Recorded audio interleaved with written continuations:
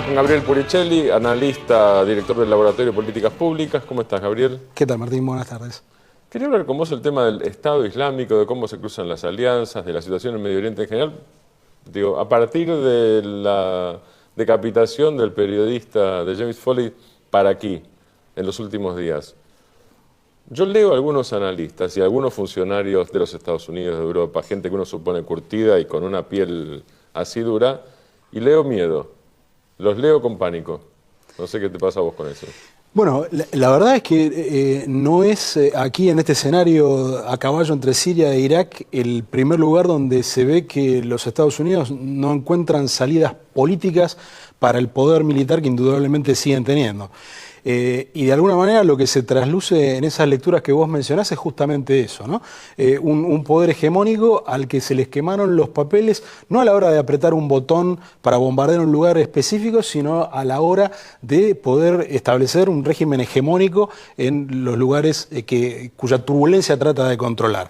Les pasó con la primavera árabe en general, donde los resultados de ese movimiento en pro de la democratización, que al inicio tuvieron el apoyo de los Estados Unidos, empezaron a dar unos resultados que eran alarmantes para Estados Unidos, que eran alarmantes muchas veces para la misma gente que se había movilizado, como en el caso de Egipto, y creo que lo que estamos viendo en el caso de Siria e Irak responde a ese mismo patrón, a un poder que indudablemente si decidiera volver a intervenir en Irak, cosa que por el consenso interno doméstico de los Estados Unidos hoy no parece ser viable, tal vez podría controlar la situación cuando tiene que encontrar una solución política para poner de acuerdo a ciertos actores y lograr un cierto orden, que en este caso es el orden mínimo de mantener las fronteras que existían hasta hace poco tiempo, parece estar careciendo de recursos y parece estar siendo forzado a alianzas de las más curiosas como hemos visto en las últimas semanas. ¿Cuál sería la más curiosa de todas? Bueno, a mí me pareció realmente interesante lo que sucedió con la situación del pueblo yazidí, que había tenido que autoevacuarse a las montañas para escapar de la masacre de los fanáticos del Estado Islámico, que recibieron de parte de los Estados Unidos víveres lanzados en paracaídas, pero que solo pudieron salir de su situación de asedio con ayuda de las milicias del Partido de los Trabajadores de Kurdistán. Es decir, un actor interno del conflicto turco que tiene sus bases en el norte de Irak, que ingresa a Irak no desde ese lugar, sino desde Siria, establece un corredor seguro y permite salvar a miles de yazidis. El Partido de los Trabajadores del Kurdistán, el PKK, no solo tiene a su líder Abdullah Öcalan en la cárcel en Turquía, sino que está en la lista de organizaciones terroristas de los Estados Unidos. Y en este caso se da un tipo de cooperación pragmática que no es la que, a la que estamos más acostumbrados, ¿no? Esto que ya se ha dicho tantas veces de que Al-Qaeda en definitiva fue armado y alimentado por los Estados Unidos. En este caso estamos viendo un tipo de colaboración que tiene que ver más con la emergencia, que tiene que ver más con la desesperación y que revela en última instancia que hay cosas que actores locales que no necesariamente le gustan o le gustaban a los Estados Unidos, están en condiciones de tener intervenciones constructivas mucho más eficaces que los Estados Unidos. ¿Cómo afecta a Inglaterra o cómo se ve afectada Inglaterra en esto? Porque lo de Foley, según todas las pruebas hasta el momento, fue decapitado por un rapero, que sea rapero de secundario, el tema es que era integrante de una milicia islámica fundamentalista y belicista, si no parece que todos fueran iguales, asentada en Londres. Estamos hablando de comunidad londinense, estamos hablando de ingleses directamente. Efectivamente. Ya estamos hablando de ingleses, porque estamos hablando de gente de 20 años, 21, 22, 23, como en este caso. De lo que estamos hablando es de fenómenos que en Europa se están viendo con mucha preocupación, de distintas formas de radicalización.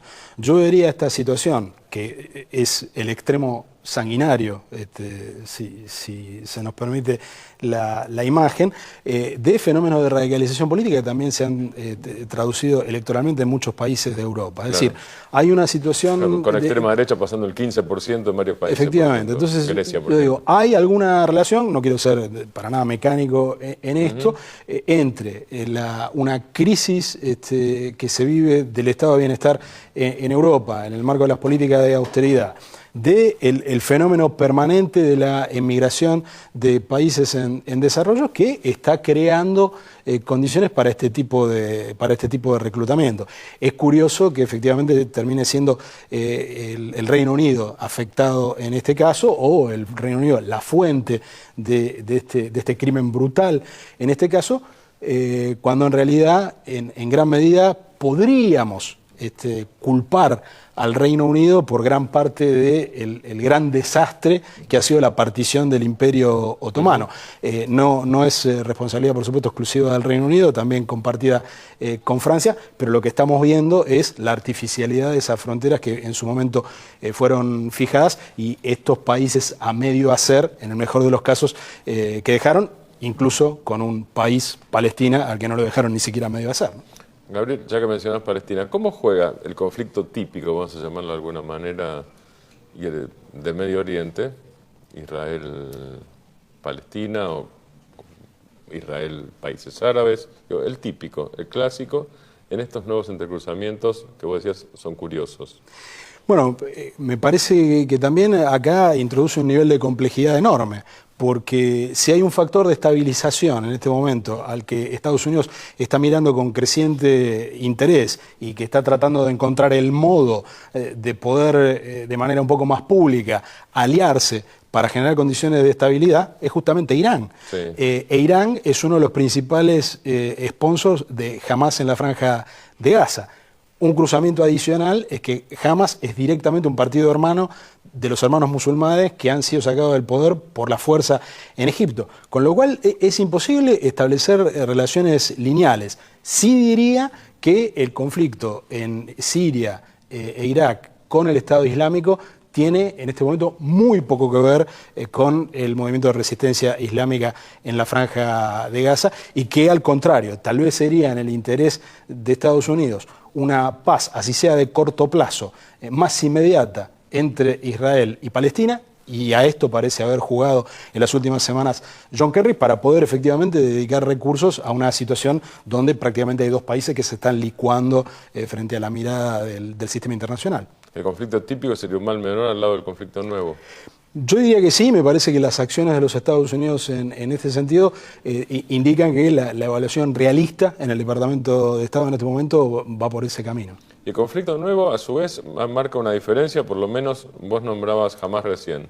El líder de Hezbollah, hace unos días, Nasrallah, dijo, cuidado con el Estado Islámico, cuidado con los yihadistas. Y más o menos, yo no recuerdo las palabras, pero dijo algo así como, son locos. No dijo están locos, dijo son locos.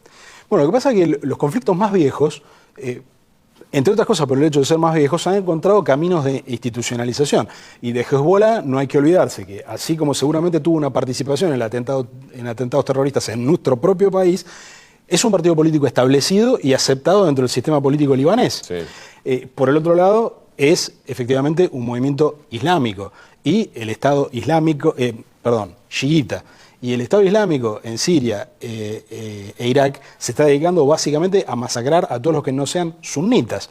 Y como Hezbollah de alguna manera ha estado involucrado apoyando en alguna medida a Bashar Assad en el conflicto sirio, en esta serie de conflictos transfronterizos que no son solo entre Siria e Irak, sino que revelan la artificialidad de todas las fronteras de la región, seguramente serían un bocado muy apetecible para el Estado Islámico si llegara a consolidarse, porque efectivamente lo que está sucediendo y la matriz de la limpieza étnica que está tratando de llevar, étnico-religiosa que está tratando de llevar adelante el Estado Islámico, es borrar de la faz de los territorios que empieza a controlar cualquier expresión religiosa que no sea estrictamente islam sunita. Cualquier ilusión o cualquier tradición, en todo caso, y cualquier ilusión de rescate de esa tradición secular y laica parece perdida en cualquiera de estos movimientos que uno analice, ¿no? Bueno, por supuesto que estos son movimientos que son absolutamente ajenos a esta tradición laica. Hemos visto en los últimos 30 años cómo había una ruptura con el laicismo, que en el caso de Palestina se expresa en Hamas, que en el caso del Líbano se expresa en Hezbollah, que en el caso de Turquía, un país de la OTAN, se expresa en el Partido de la Justicia y del Desarrollo del primer ministro, ahora flamante, a partir del 28 de agosto, presidente de Turquía, Erdogan. Esta es un poco la tendencia que estamos viendo. Es hija, yo diría en este caso también, del el fin de la Guerra Fría, ¿no? De alguna manera, los factores políticos que jugaban en la región no tenían origen en la Unión Soviética, pero tenían alianzas muy específicas con ese bloque, y en buena medida el laicismo tenía que ver con que la Unión Soviética había apostado dentro de los movimientos de liberación nacional, los movimientos de resistencia en la región, por sectores laicos que fueron muy fuertes mientras la Unión Soviética estuvo en pie. Al desarticularse ese conflicto, al desarmarse ese clivaje más tan bien establecido durante 40 años entre el comunismo y Occidente, reemergen estos factores que estaban allí presentes. En el origen de la ruptura entre laicismo y islamismo en la región está justamente el establecimiento de la República Turca en 1923, una de cuyas primeras medidas para consolidarse es la abolición del califato, y justamente lo que el Estado Islámico trata de reinstalar, o ha declarado ya como reinstalado en Irak, en las porciones que controla de Irak y de Siria, es el califato. Y tenés una reversión de eso en la Revolución Islámica del 79. Sí, aunque es un movimiento curioso, ¿no? Porque no tuvo las características, digamos, es claramente una revolución de índole, en primer lugar, nacional, que desarrolla después una versión internacional, no porque se proponga el establecimiento del califato, como es el caso de estas expresiones actuales, sino más bien porque se ve a sí misma como heredero de un gran imperio y desde una lógica más persa que islámica. La revolución iraní del 79 se propuso tener actores políticos sobre los cuales influir en la región. Me parece que en ese sentido es un animal bastante distinto de esto que estamos viendo, y por eso le resulta no solo a los Estados Unidos, sino al resto de los actores, sobre todo a los actores que están en la región y que lo sufren en carne propia, tan difícil lidiar con esta expresión violentísima del Estado Islámico. Gabriel, muchísimas gracias. No, gracias por la invitación. Nos vamos como siempre con Lula. Lula dice, y ahora está en plena campaña y lo sigue diciendo, que la democracia es movimiento perpetuo y que la política no es pacto de silencio. Hasta el domingo y muchas gracias.